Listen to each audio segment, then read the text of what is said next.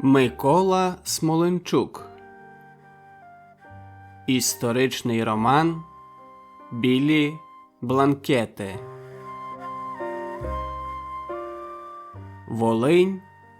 Книга перша. Пощупай тільки лису головку, ксьондзе, біскупе луцький, скільки єси ти за свого священства живих мертвими до Бога послав, тих сокирою, інших водотопленням, третіх вогнепальною смертію. Іван Вишинський. Розділ перший. Під Білою церквою. Зима впала рання, при кінці падолиста, і була, особливо вдень, м'якою та розважливою, як добра молодиця. Ні вітрів, ні великих морозів, хоч уже й спливали останні дні 1591 року. Рось замерзла, і щоб напоїти коней, козаки рубали ополонки. Час від часу на протилежному березі з'являлися невеликі дозори. Стояти мали якомога тихіше, щоб не виявити себе перед надвірною поліцією Януша Острозького. От хутора до Рокитного рукою подати, а там і Біла церква. Над вилученою Россі, де затаїлися низовики Косинського, у ранковому небі вилося гайвороння. Відтоді, як упав сніг, птаство, позбавлене харчу, тягнулося до людських осель, нечисленних у краях, які межували з рідкозаселеними південними степами. «Кра! Кра!» Тимко Тарануха протер заспані очі і скинув угору голову. Не терпів гайвороння ще від ординського полону. Встав і побрів до річки, де хтось, уже роздягнувшись, купався. Тарануха довго чекав на Карпа, свого побратима, присівши на вія якоїсь хури.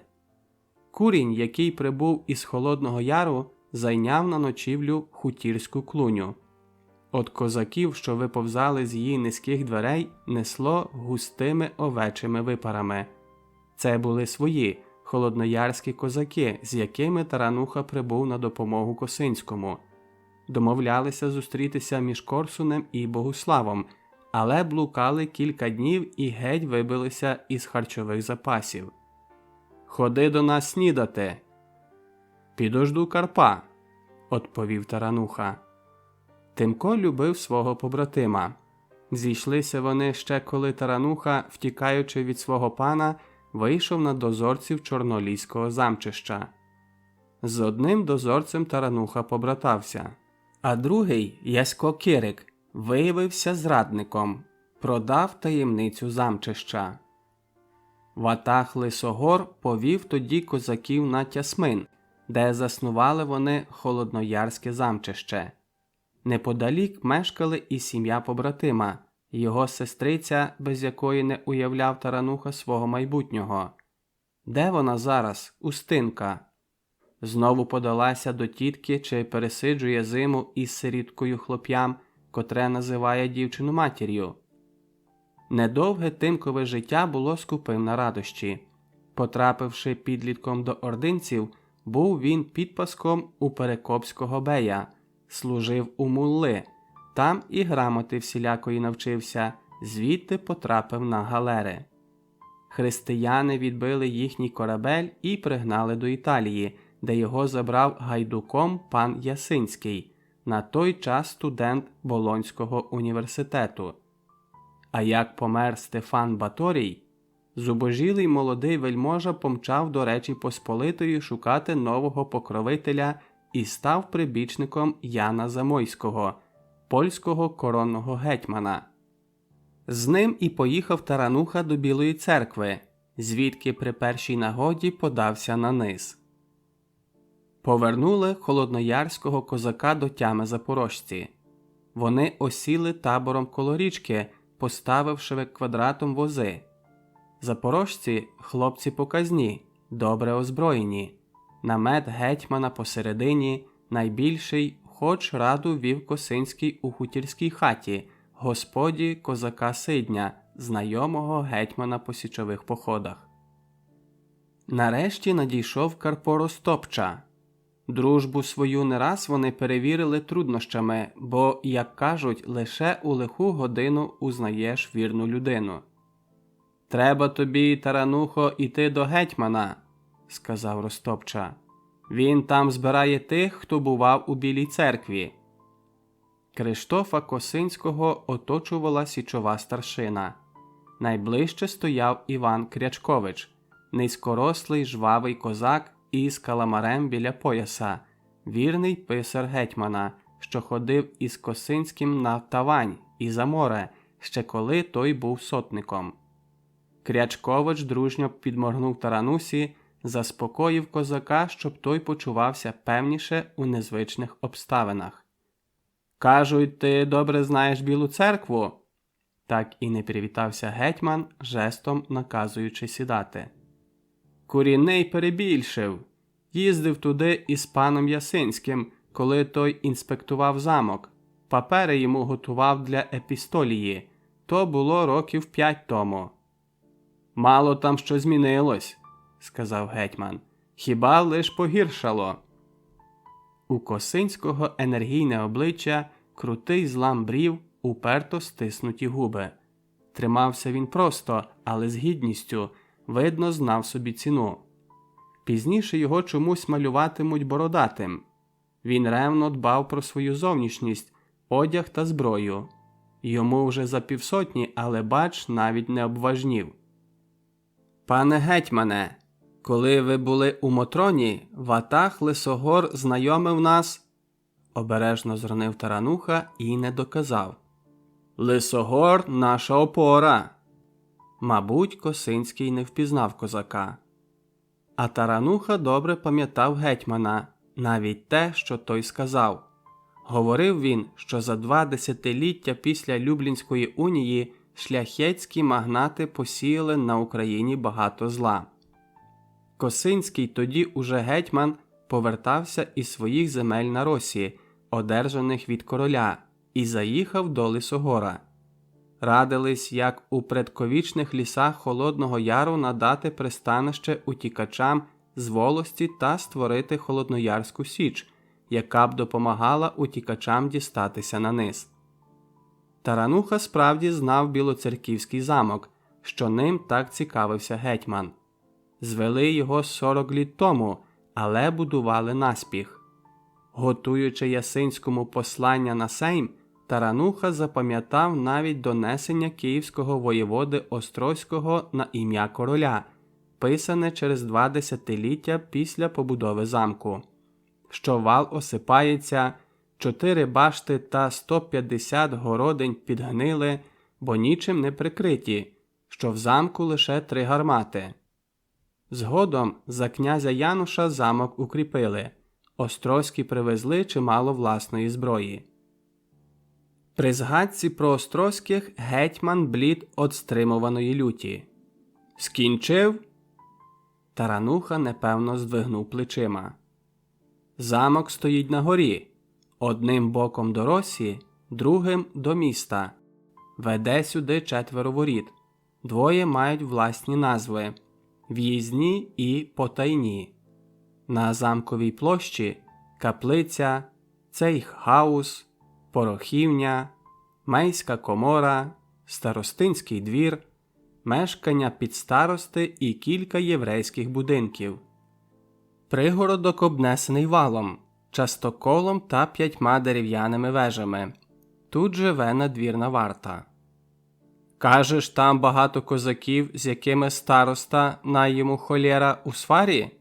Серед городян він також не має підтримки, особливо після бунту. Нас чекають городяни. Дуже чекають. Дивно. Невже гетьман із 5000 козаків збирається штурмувати Білу церкву? До міста ви підете першими, владно оборонив гетьман. Січовики – народ примітніший. Іван Крячкович провів козака до дверей, знову підморгнув змовницьки. Тарануха міцно потиснув йому руку. Чорноліські козаки рухались уздовж річки супроти течії. Поспішали, бо хилило на вечір. Ростопча подався із дозором до пагорба. Не хотілося наражатися на старостинську варту. Козаки йшли кучно. Добулися Рокитного, стали біля річкового рукава, що впадає у Рось. Навколо усе спалено і видно недавно. Чорніли задимлені стіни чималої будівлі з кам'яним підмурівком та горішнім поверхом. З-під снігу стирчали обвуглені залишки дерев'яних служб. На завісах похилитувалися уламки парадних дверей. Оце й усе, що зосталося від гетьманської маєтності, минулорічного сеймового дарунка 3 січовим старшинам, особам шляхетського стану. Косинський одержав селище Заволжя над Россю, зване Великою Слободою, та ще Рокитне. Почав освоювати пустирище, але король раптом передав його привілей білоцерківському старості Яношу Острозькому.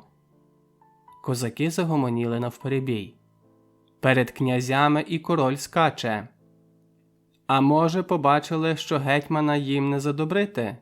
Він ненавидить шляхту голопузу не менше того. Рознюхали, що гетьман готує виступ, і забрали. Може. Образив князь Януш нашого гетьмана. Косинський того не пробачить. Кажуть, у них давня пря. А гетьман, хто він?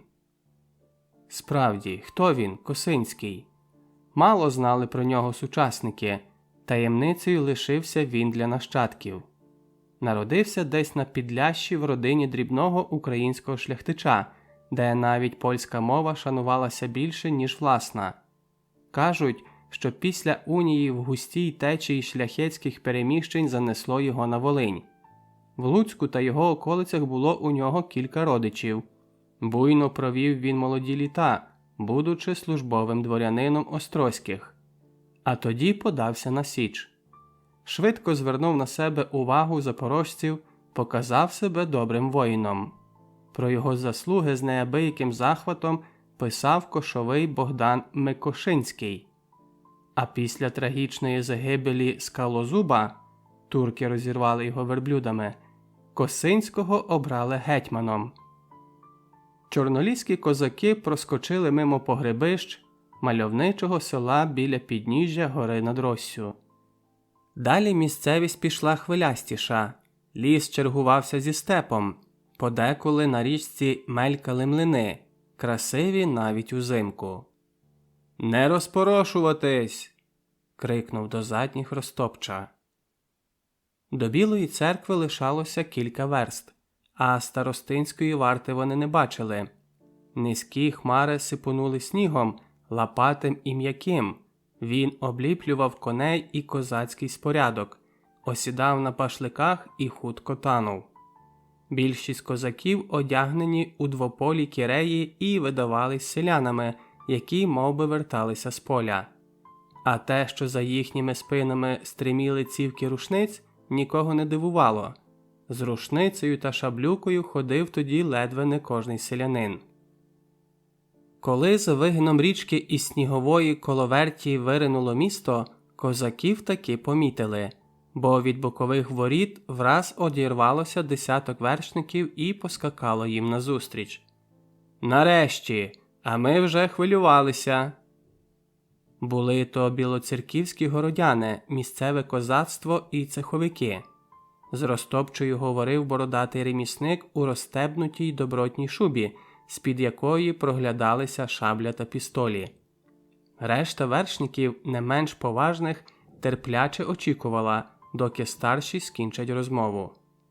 «Повстання їх багато чому навчило», – подумав Тарануха, вражений витримкою городян. Становище у Білій церкві та поблизьких селах лишалося складним. Повставали в ті роки майже всі королівські міста, правда, кожне осібно. Але виступ білоцерківців за розмахом і впертістю перевершував інші. 1589 року жителі міста домоглися магдебурзького права. Одержавши привілей, вони одразу вигнали із Білої церкви Острозьких, прибрали до рук корчми і пожитки, їм належні, закликали до послушництва місцеву шляхту. Більше того, добряче побили приїжджих королівських чиновників і невідомо де їх поділи. Розгніваний король скасував привілей і повернув місто Острозькому. Та городяни вчинили збройний опір, королівському війську довелося брати Білу церкву приступом. Адміністрація влаштувала гучну прокурацію, а повстанці не з'явилися на суд. Призвідцям винесли смертний вирок, але повсталих він не зломив. У червні 1591 року жителі приміського села Княжичі розгромили поміщицький маєток, восени заворушилися інші села, а за ними і білоцерківські міщани. Тому Косинський і розраховував на підтримку білоцерківців та околишніх селян. До того ж лютував голод і озлобив людей до краю. «Старші, до мене!» Упівголоса подав команду Ростопча, але його почули всі. Чорноліські козаки непомітно проникли до міста через троє воріт водночас. Ніхто їх не зупиняв, місто наче вимерло. «Шш!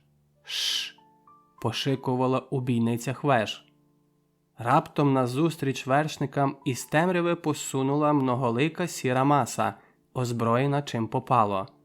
Вона злилася із приїжджими козаками, заповнила майдан та вулиці. Побратими зблизились, у бою вони завжди відчували плече товариша. «Все йде, як домовлено!» Замок на підвищенні грізно угрузав у небо своїми високими стінами, на вежах темніли гармати. Хуртовина розгулялася ще більша. Дзвони вдарили на сполох, коли в усі брами повалили низовики. Люто бевкали великі, сипали перегук малі. Дзвони гули, ревіли. Темні, засніжені вулиці пойнялися багатоголосими скриками, тупотнявою ніг. Бев, бев, бам, бам, бам! Смерть шляхті! Смерть! Летіли до замку вершники. Сунула сіра селянська маса з косами та сокирами, рвалася вперед міська чернь з ломаччям. Бігли чоловіки і жінки, дебуляла бабця з ключкою. Хтось бив вікна багатих міщан камінням. Горіли смолоскипи, спалахували хати та господарські прибудови. «Бий шляхту! Бий! Людоньки, рятуйте!» Несамовита людська хвиля підминала під себе усе, що траплялося на її шляху, ломила, як очерет, піших, стягала на землю вершників або відкидала їх разом із кіньми у провалля. Побратими теж кричали і нищили все, що понападало під руку, мчались слідом за кремезним гетьманом, оточеним низовиками. «Вперед, панове молодці!» Замкові ворота розчахнулися настіж. Якщо не брати до уваги десятка надвірних козаків та п'яного шляхетського юрмиська, яке сипонуло із старостинського двору, козаки майже не мали опору. Бенкетуючу шляхту смерть настигла неподалік ганку, а за готичними вікнами лунали вереск і крики. Дами та їх декольтовані цорки виривалися із парадних дверей старостинського палацу і бігли хто куди. «Ходи до мене, ясочко!» – перехопив якусь молодий козак. Тарануха ледве визволив розгублену панночку. Біля кам'яниці під старости, де пиячила надвірна варта, шаблі схрестилися по-справжньому. Туди кинулись і побратими, та бій тривав недовго. Міська біднота збивала замки на старостинських коморах, вщерть наповнених зерном, кухвами з медом, різним солінням та іншими припасами. «Беріть, це все наше!» «У мене восени останнє вишкребли, і зернини не лишили. Якісь городяни уперто шукали князя Януша, але його у замку не було. Це він винен, що у місті спалахнуло повстання, і люди того не забули. Десь виявили булигу, опецькуватого немолодого панка в червоному із золотими відливами камзолі, що аж пломенів у спалахах пожежі. Чийсь хрипкий голос кричав йому прямо у пещену пику з довгими баками, і він аж вивихував голову. «Де кобила, на якій нас кривдив? Не знаєш? Валіть його на цю колоду і нагаями до крові пеську душу!» Злетів над натовпом оксамитовий камзол. Булига несамовито верещав. Те ще більше підстьобувало месників. Селяни, де їх стільки набралось, посміливішали, хтось із них пробрався до колоди і вихопив нагая. «І я хочу тобі всипати, пане Даниле, ти ж нас не забував, що тижня слободу відвідував». Селяни палко підтримали товариша. «Нема села, де б не посадив своїх здирників. Тепер поквитаємось. Слава гетьманові Косинському!»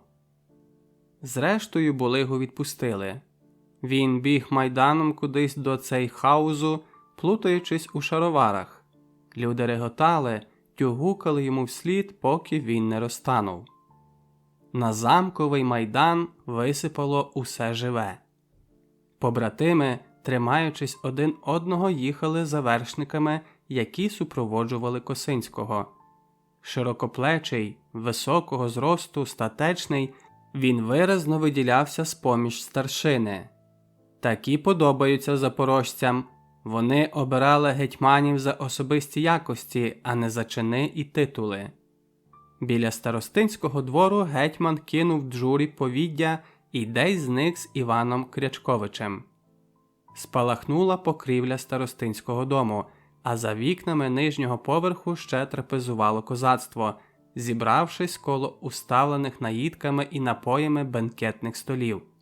Пожежа освітлювала башти і стіни замку, наче хотіла вирватись із тісняви у темне нічне небо. Козаки поралися біля розкиданої зброї та військових припасів, знімали із городень гармати, забирали порох та ядра. Хтось нагадав про майстерню, де відливали гармати та дзвони. Кілька підвід з молодцюватим підлітком, що супроводжував козаків, покотили далі. Городяни, особливо молодь, теж промишляли за зброєю, ловили коней і приєднувались до козаків. Обживалися в козачому гурті кремезні селяни.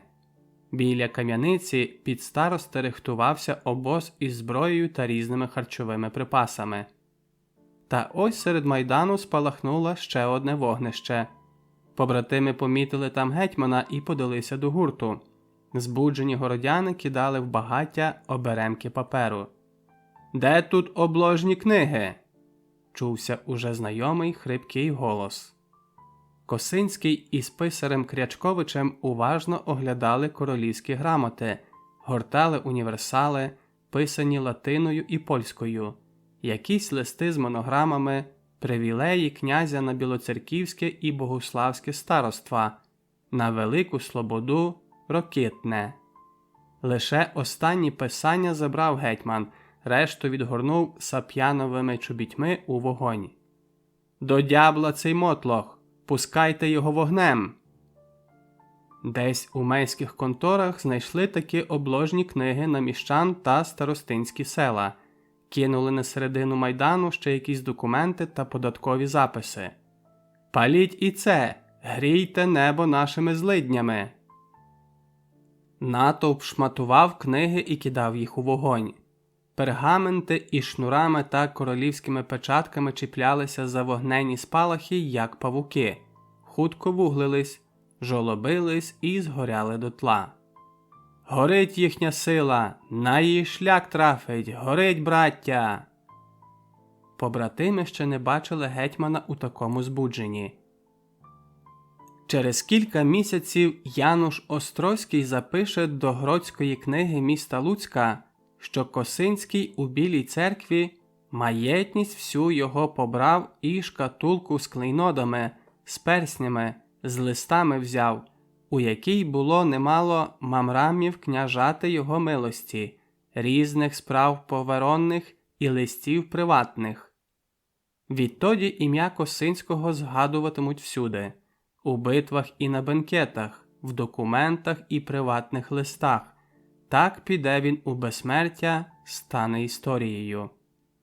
Палав замковий майдан, горіли мамрами, різні папери княжі, скріплені підписами і печатками, били радісно дзвони, малі й великі, воздаючи хвалу силі народній.